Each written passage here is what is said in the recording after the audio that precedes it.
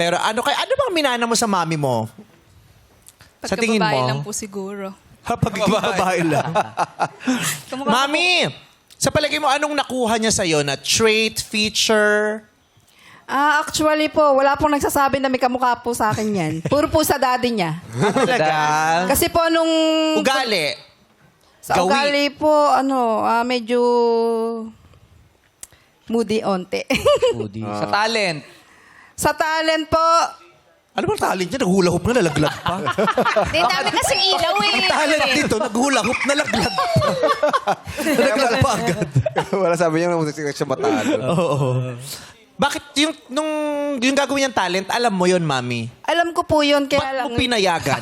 Yun ang tanong ko. Ayaw ko po, yung oras daw po kasi maliit lang. Tsaka acting po talaga siya. Tuwing mag-ano po siya, acting. Sige nga, Kaso umakting po, ka nga rito. Magaling ata Lights, umakting camera, action. Bakit mo kasi ginawa yung talent na yun? Eh, natalo tuloy tayo. Wala tayong iuwing pera sa bahay. Tama! Sis, magkababayag, sumagot ka. Oo, ba't mo nilagyan ng ilaw yung hula hoop? Cry-cry na lang po ako. Di mo ba inisip yung kahihiyan ng pamilya natin dahil sa ginawa mo? Oo nga. Yun nga lang, natalo ka na. Ang sakit na nun. Yung pang nakita kang ganun yung talent mo, dobleng sakit sa pamilya natin yon. Pasensya po. Hindi ko na lang po uulitin. Huwag ka umigil na pasensya, sis. Lumaban ka!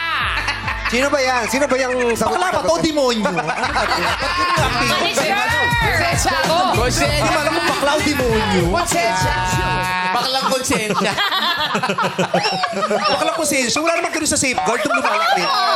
Nanonood ako ng konsensya sa safeguard. Di ko hindi mo ganun. Ito na yung bago. Ay, naku, safeguard kunin mo na ako. Maganda. Pwede pa lang ganun konsensya. Pwede. Diba? Ganito O, na ako konsensya mo, ha? Oo. Safeguard, I'm available. Wala pa akong soap endorsed.